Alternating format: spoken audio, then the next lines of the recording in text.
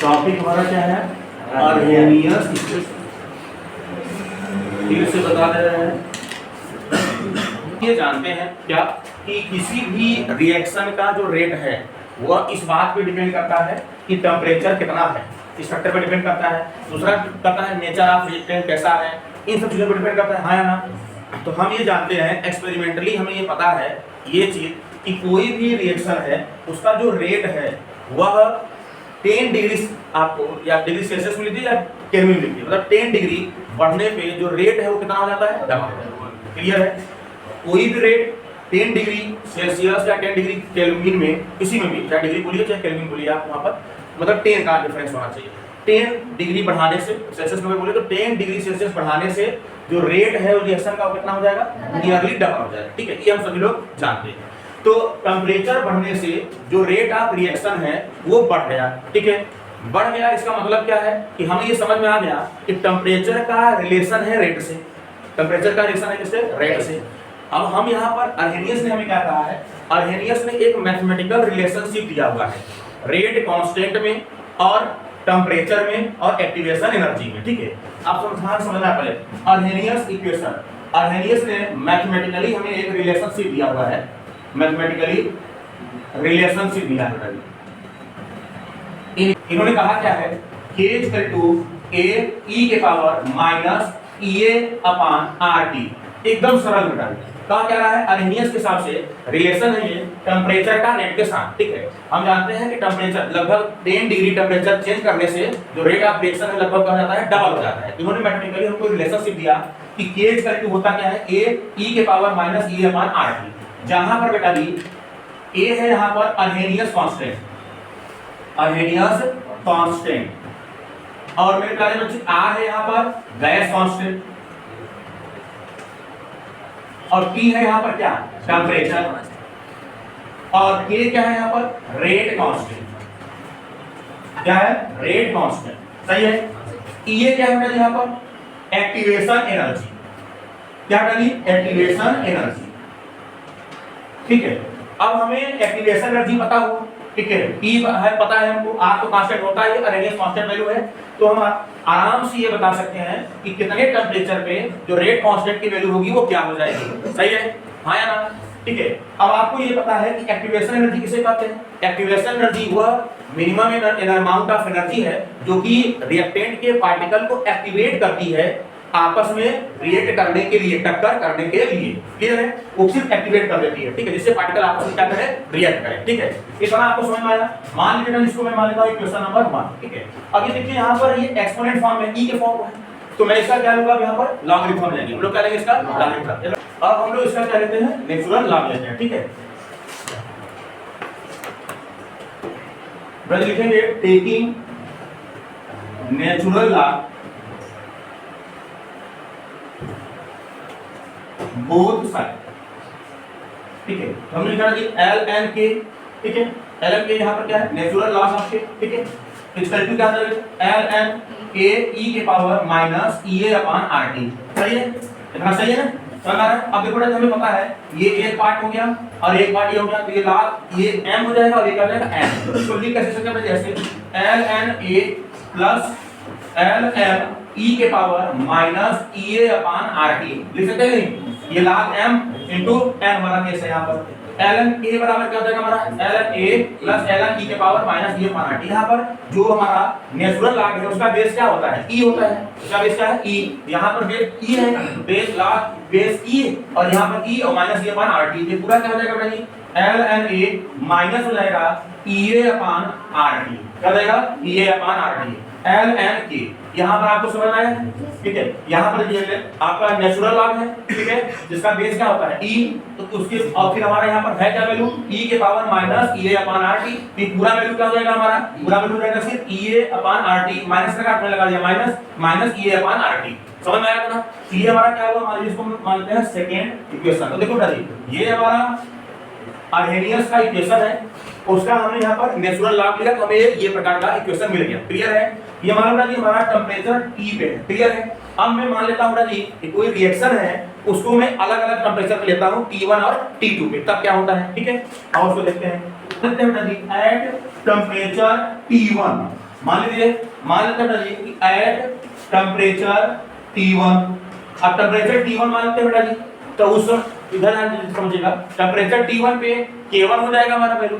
आइए बेटा देखते समझते हैं। तो मैं लिखा ln K1 इक्वल टू क्या बेटा जी यहाँ पर ln A, ये तो कांस्टेंट रहेगा, बदलेगा नहीं, अरेनियस कांस्टेंट है, माइनस बेटा जी EA अपान R, अब यहाँ पे क्या होगा T1, सही है बेटा जी। इसको मान लेते हैं क्वेश्चन नंबर 3, क्लियर है। अब बेटा जी मान लीजिए एट टेम्परेचर T2, क्योंकि हम पढ़ क्या रहे हैं, हम पढ़ रहे हैं टेम्परेचर डिपेंडेंट, एक अलग अलग टेम्परेचर पे जो रेट कांस्टेंट है वो क्या क्या हो सकता है या रेट क्या हो सकता है, हाँ या ना। तो मान लीजिए टेम्परेचर T1 पे अभी क्वेश्चन हमारा क्या हो जाएगा, ठीक है, ln K1 equal to ln A minus E upon RT1, हाँ या ना। अब मेरे प्यारे बच्चे बताओ ln अब क्या होगा टेम्परेचर T पे ln K2 हो जाएगा, हाँ या ना, इक्वल टू बेटा जी ln A minus EA upon RT2। यहाँ पर R बेटा जी क्या है, गैस कांस्टेंट है, इसको चेंज करना नहीं है, एक्टिवेशन एनर्जी तो वही रहेगा मॉलिक्यूल को एक्टिवेट कराने के लिए, हाँ या ना। अब बेटा जी क्वेश्चन नंबर क्या हो गया 2। अब तुम मुझे बताओ कि T1 बड़ा है या T2।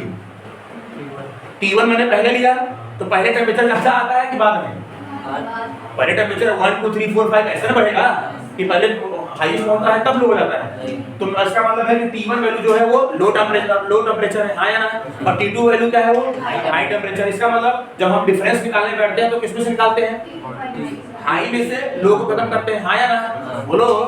तो बेटा जी अब मैं आ रहा हूं बेटा जी नाउ डिफरेंशिएटिंग, या हम लोग डिफरेंस कर रहे हैं बेटा जी किसमें, ठीक है, बिटवीन इक्वेशन 3 एंड 4, ठीक है, या ऐसे बोल सकते हो या बोल सकते हो बेटा जी कि हम इक्वेशन 4 को इक्वेशन 3 से माइनस कर रहे हैं, हाँ या ना, करें बेटा जी इसको। जब हम इसको करेंगे तो हमें क्या फॉर्मूला मिलेगा ln K2 माइनस यहां से देखते चलिए ln K1, सही बेटा, इक्वल टू बेटा जी क्या मिलेगा ln A minus EA upon RT1 T2, sorry T2 यहाँ पर T2 हो जाएगा, हाँ या ना, क्योंकि हम T2 लिए हैं, ठीक है, और माइनस बेटा जी अब क्या हो जाएगा यहाँ पर ln A minus EA upon RT1, सही है ना, बोलो भाई, क्लियर है। अब बेटा जी मैं अगर मैं लिखूं ln K2 minus ln K1 equal to यहाँ क्या मिलेगा ln A minus EA upon RT2 minus ln A minus minus अब क्या हो जाएगा जी प्लस हो जाएगा, प्लस EA अपान RT1, सही है बेटा। अब इन दोनों में देखो बेटा जी ये चीज यहाँ ln A है प्लस में यहाँ क्या है ln A माइनस में, तो दोनों क्या हो जाएंगे कैंसिल हो जाएंगे, हाँ या ना।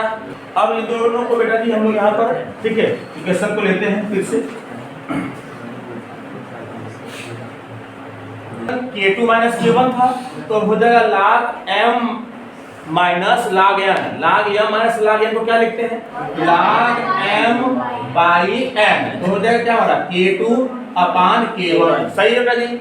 अब वहां पर बेटा जी हमने देखा था कि जो EA था वो माइनस वाला था T1 के साथ T2 के साथ, हाँ या ना, हम कैसे लिख सकते हैं उसको EA अपान RT1 minus EA upon RT2 लिख सकते हैं कि नहीं, हाँ या ना भाई, जो यहाँ पहले माइनस था उसको इधर कर दिए, प्लस पहले माइनस बाद में, सही है ना। अब बेटा जी यहाँ पर कॉमन कुछ ना क्या दिख रहा है क्या हम लोग को ln K2 upon K1 equal to बेटा जी क्या कॉमन है यहाँ पर EA कॉमन है बेटा, जो नीचे क्या है कॉमन है R।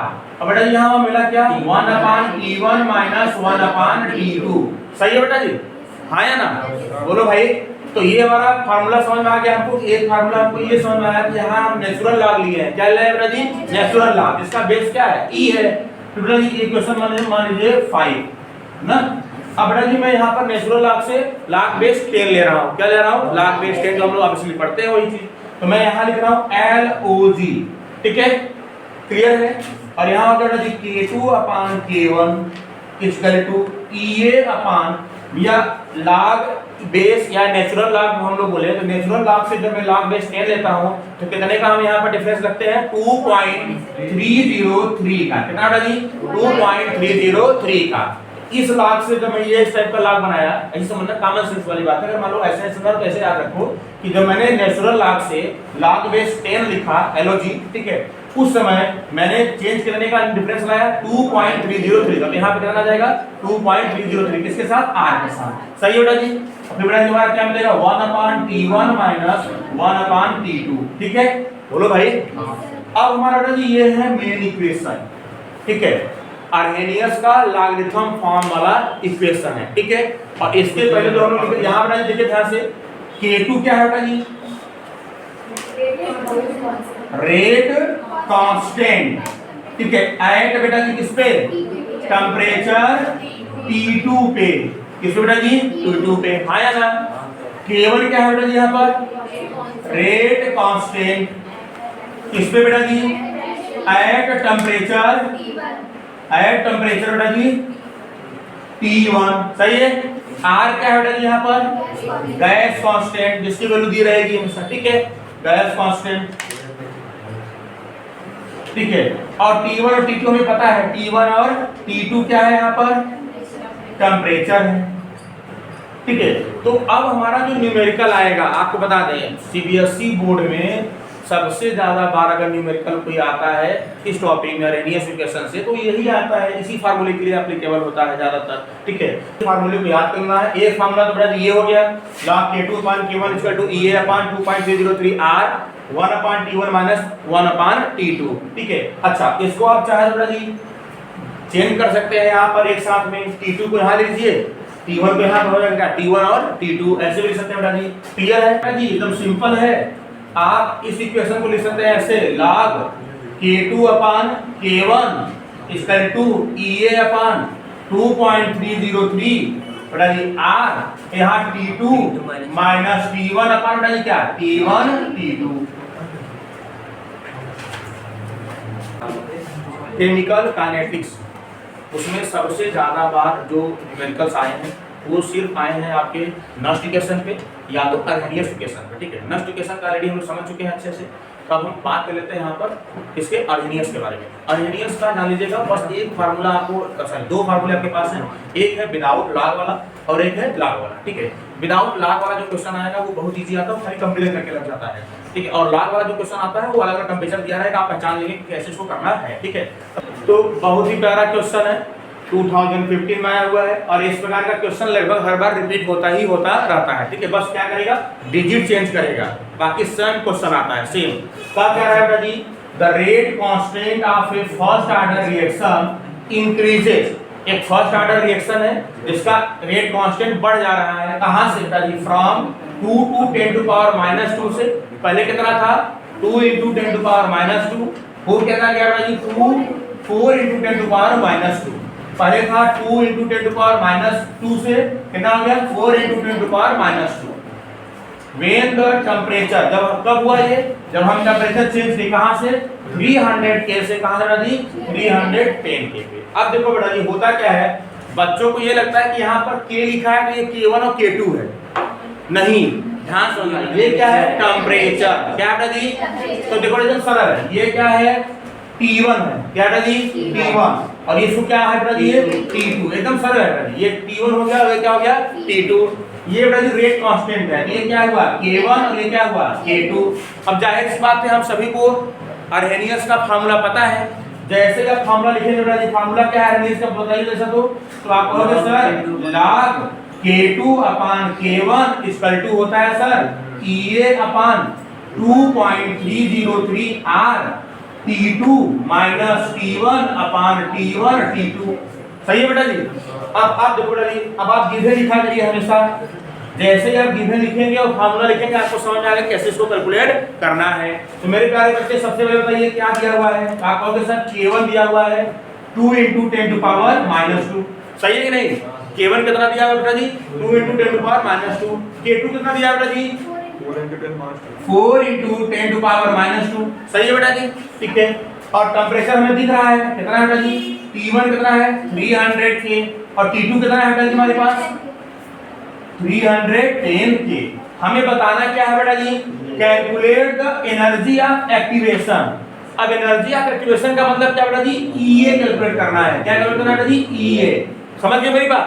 तो मैंने यहाँ लिखा क्वेश्चन मार्क किसके आगे, EA के आगे। क्लियर हुआ। तो मुझे बताना क्या है EA, और दिया क्या है बेटा यहाँ पर K1 K2 T1 T2, और R क्या होता है यहाँ पर कांस्टेंट होता है गैस, इसकी वैल्यू फिक्स है 8.314। ठीक है, अब हम इस फार्मूले में क्या करेंगे, इसको अप्लाई कर देंगे, आ जाएगा हमारा आंसर। आया ना, फिर इसको करते हैं सॉल्व। एकदम सरल है जी, एकदम सरल है। ये फार्मूला हमारे पास अप्लाई है, तो अप्लाइंग अर्हेनियस इक्वेशन बड़ा जो हमारा मिलेगा क्या यहाँ पर log 4 × 10 to power -2 upon 2 × 10 to power -2। सही है बेटा जी। इक्वल टू क्या, ध्यान से बताइएगा दोस्तों, EA अपॉन 2.303 × 8.314। सही है बेटा जी। फिर बेटा जी यहाँ पर क्या आएगा 310 - 300 अपॉन मेरे प्यारे बच्चे 300 × 310। सही है। फिर मैंने आपको क्या कहा, अभी मैंने आपको समझाया यहाँ पर कि पहले आप इसको सॉल्व कर लीजिए, log वाले को सॉल्व कर लीजिए। देखिए इसका 2 टाइम्स है, तो यहाँ पर इसको कट किया कितना है 2 टाइम्स, तो मैंने लिखा log 2। सही है। EA अपॉन, देखो बेटा जी हमें ये पता है कि यहाँ पर 2.303 तो फार्मूला में है ही, और R का वैल्यू भी फार्मूले में रहेगा 8.314। इसकी एक एक्यूरेट वैल्यू आप मल्टीप्लाई करके पहले से रख लेंगे, 98 पॉइंट समथिंग आ जाएगा। अभी हम इसको सॉल्व करेंगे, तो बेटा जी यहाँ कितना जाएगा 10 अपॉन बेटा जी कितना जाएगा 300 × 310। सही है। अब मेरे प्यारे बच्चे ध्यान देखना, log 2 की वैल्यू कितनी होती है आप जानते हो 0.3010। सही है बेटा। EA अपॉन, मैंने आपसे कहा कि हमेशा आप 2.303 और R की वैल्यू को मल्टीप्लाई कर दीजिए, एक वैल्यू आ जाएगी। कितनी वैल्यू आएगी 19.147। अब आप हमेशा इसको याद कर लीजिए कि हमें यहाँ क्या रखना होगा 19.147। आया ना, बोलो भाई। अब बेटा जी यहाँ क्या बचा 10, और यहाँ बेटा जब इसकी मल्टीप्लाई करेंगे हम लोग 9003। ठीक है, तो यहाँ पर 1 2 3 0 आ गए, आया ना, और 3 1 जा 3 और 3 3 जा 9, तो हो जाएगा 10 अपॉन। अब एक बार यहाँ पर मैंने इसको एक डिसमल तक कर दिया, सॉरी एक हमारा 0 यहाँ कैंसिल हो जाएगा 10 से, आया ना। अब बेटा अब ध्यान सुनिए, EA बराबर निकालना है। EA इक्वल टू क्या हो जाएगा 0.3010 इंटू बेटा कितना जाएगा 19.147। आया ना, बोलो भैया 9300। सही है, बोलो भाई। अब बेटा जी पूरा इंटू करेंगे हम लोग, ध्यान से देखिएगा। 2 आएगा इससे कितना, सॉल्व करने के बाद इसको सॉल्व करेंगे तो कितना आएगा 53598। आंसर कितना आएगा जी 53598। अब ध्यान से देने वाली बात यहाँ पर है, ये है जूल पर मोल। अगर बेटा जी मुझे इसको किलो जूल में बनाना हो तो मैं यहाँ 1000 से क्या करूंगा डिवाइड कर दूंगा, क्या कर दूंगा डिवाइड कर दूंगा। आया ना, लिखो इसको